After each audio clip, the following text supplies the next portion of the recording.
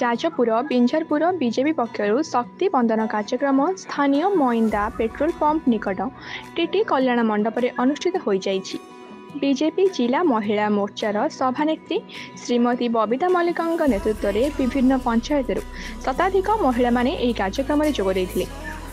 ବିଶେଷ କରି ଏହି କାର୍ଯ୍ୟକ୍ରମ ମାଧ୍ୟମରେ ପଞ୍ଚାୟତ ସ୍ତରରେ ଭଲ କାର୍ଯ୍ୟ କରୁଥିବା ମହିଳାମାନଙ୍କୁ ମାନପତ୍ର ପ୍ରଦାନ କରାଯାଇଥିଲା।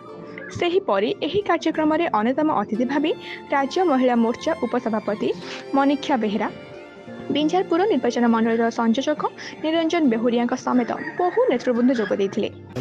ସମଗ୍ର ଭାରତ ବର୍ଷରେ ମାନନୀୟ ପ୍ରଧାନମନ୍ତ୍ରୀଙ୍କର ଏ ଯେଉଁ କାର୍ଯ୍ୟକ୍ରମ ମାଁ ମାନଙ୍କୁ ସମ୍ମାନ ଦେବା ଯେ ଏହା ହେଉଛି ଗୋଟେ ଅନୁରୋଧ କାର୍ଯ୍ୟକ୍ରମ ଶକ୍ତି ବନ୍ଦନ କାର୍ଯ୍ୟକ୍ରମ। ଭାରତରେ ଯେତେବେଳେ ମାଁ ମାନଙ୍କୁ କେମିତି ଆର୍ଥିକ ସଶକ୍ତ କରାଯିବ, ତାଙ୍କର ଯେକୌଣସି ପ୍ରୋଗ୍ରାମକୁ ଆଗକୁ ନିଆଯିବ, ତେଣୁ ଏଠି ଭାରତ ବର୍ଷ କଥା ଅଲଗା କଥା ଯଦି ପ୍ରଧାନମନ୍ତ୍ରୀ ଏଇଟା ଭାବିପାରୁଛନ୍ତି, କିନ୍ତୁ ଏଠି ଆମର ଯେଉଁ ରାଜ୍ୟ ସରକାର ଅଛି ଏଠି ସ୍ୱୟଂ ସହାୟକ ଗୋଷ୍ଠୀ କୁହନ୍ତୁ, ଅନ୍ୟ ମହିଳା ସଂଗଠନ କଥା କୁହନ୍ତୁ, ୟାକୁ ମହିଳା ସଂଗଠନ କଥା କହିଲେ ପ୍ରଥମେ ଆସୁଛି ସ୍ୱୟଂ ସହାୟକ ଗୋଷ୍ଠୀ।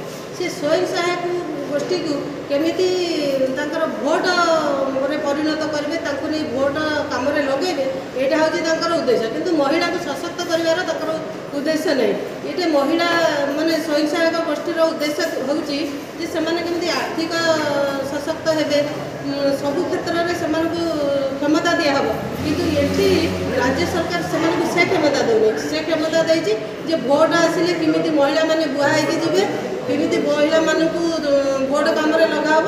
କିନ୍ତୁ ଏଥର ଯେଉଁ ନିର୍ବାଚନ କମିଶନର ନିର୍ଦ୍ଦେଶ ଅଛି ଯେ ଏଥର ମହିଳା ସ୍ୱୟଂ ସହାୟକ ଗୋଷ୍ଠୀ କୁହନ୍ତୁ, MDK କୁହନ୍ତୁ, ଅଙ୍ଗନବାଡ଼ି କର୍ମୀ କୁହନ୍ତୁ, CRP କୁହନ୍ତୁ, ଏମାନେ ସେବେ ପ୍ରାଣୀ ମିତ୍ର କୁହନ୍ତୁ, ବ୍ୟାଙ୍କ ମିତ୍ର କୁହନ୍ତୁ, ଏମାନେ ଇଲେକ୍ସନ କାମରେ ଲାଗିପାରିବେନି।